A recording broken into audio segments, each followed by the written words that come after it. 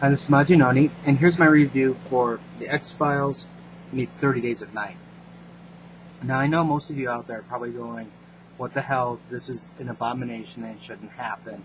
And, for the most part, I would agree with you, but this is written by Steve Niles, so I have some faith that he's going to pull this thing out. Especially, with 30 Days of Night being his baby, I don't really think he's going to screw around too much.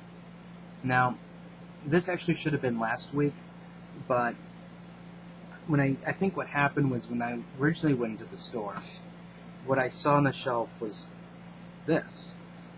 And because of that, I completely passed it over. But if I looked more closely, I would have seen that instead, and then there's a better chance I would have bought it. Now, this is also published by Wildstorm and IDW. Now, Wildstorm I don't care about. What I care about is IDW, because IDW does a really good job at their licensed properties. You may not agree with all of the titles that they buy or produce, which, I don't either. But usually when you hear IDW and a licensed title, you usually tend to hear more positive things about it, rather than, oh, geez, it's just another that piece of movie tie-in crap. So anyways, there is going to be some spoilers, so if you haven't read your book, come back later. On the other hand, I have a feeling issue number 1 is going to be sold out in most places. So if you like what you see, then I would highly recommend reserving issue number 2.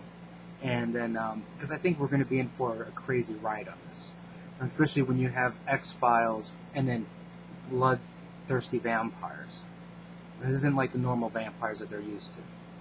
Now, before I go into the actual story, one thing I noticed, and I really caught on to, and I think this is what drew me into it more, was, I grew up watching the X-Files. So when I saw the interaction between Mulder and Scully, and the dialogue that they had, it kind of reminded me of the old X-Files. I think they did a really good job at capturing the banter between the two, and it really brought back a lot of more positive memories than, the last seasons of the X-Files, which were really bad. So anyways, this is what the book's like. It starts off in Alaska, obviously, and you have a truck going across the land. And there's a little flashback, not really a flashback, but there's another scene where, you have your truck that's driving, and then now you have another scene where you have a shadowed clawed figure coming in and pulling a guy out of the truck. Now, the trucker eventually comes to a stop right in front of a truck graveyard. And from here, he sees something very shocking. What he does is he does a quick look around and comes across this tall pole. On the pole is a bunch of headless bodies and skulls on the bottom. Or not really skulls, but the decapitated heads on the bottom. So obviously, he calls for help. And then it even has that same X-File-y type text here that they used to have on the TV show. Mulder and Scully come in. Mulder comes in without a jacket, and Scully's like, yeah, I knew you were going to do that, here's your jacket, type thing. So it's just kind of like what Mulder would do in a situation like that. Now, while they're there, they have issues with another FBI man, because he's like, well, I've been trailing this one serial killer, and this has a very similar MO to what the guy I'm after. Mulder, though, is a little bit smarter than that. He's like, well, this is a little odd. This isn't one person just can't do this, so there must be something else that's involved here.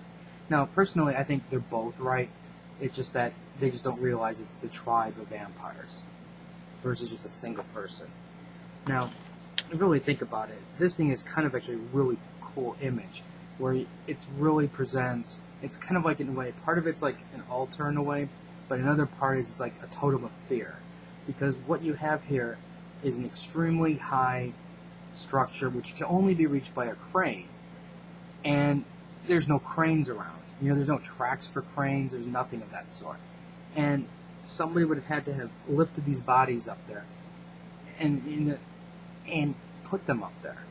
Now, normal people can't do that.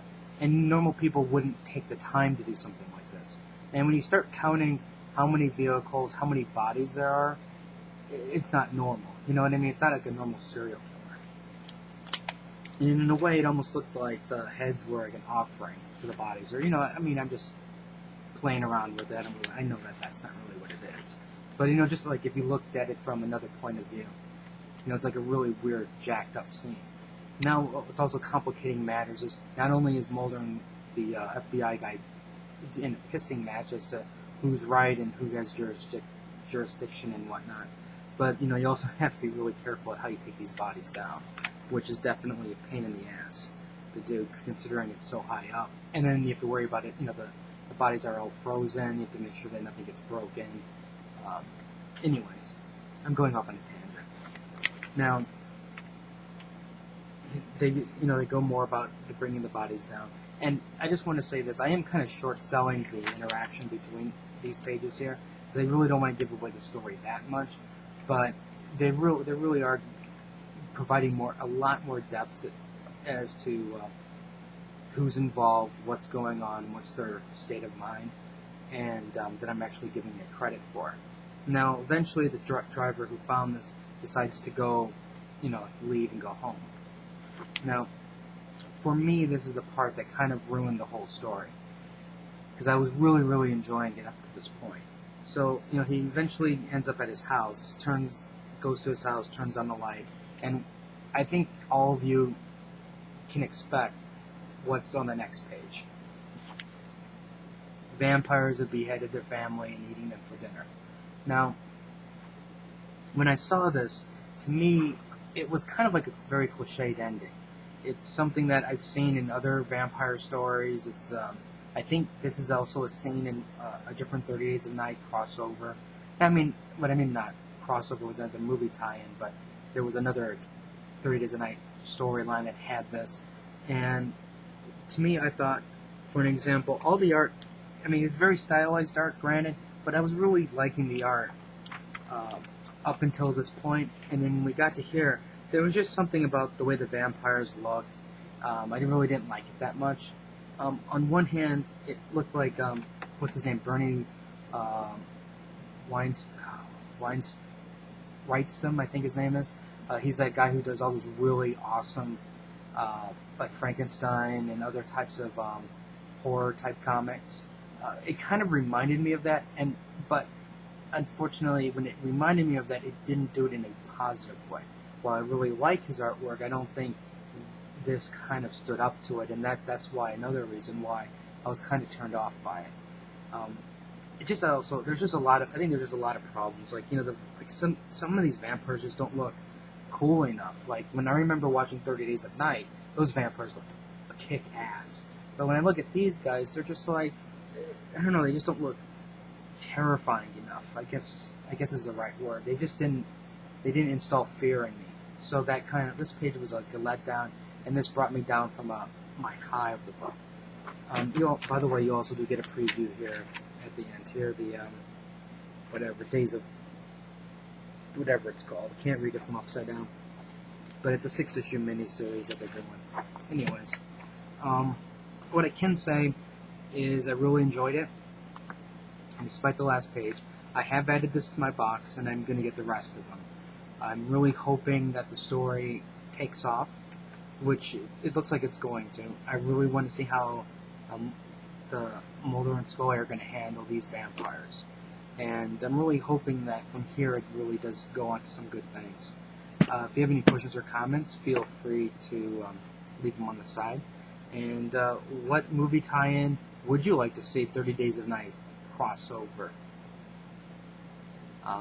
Maybe would you like to see 30 Days of Night versus True Blood? Maybe 30 Days of Night versus G.I. Joe? You know, what do you think?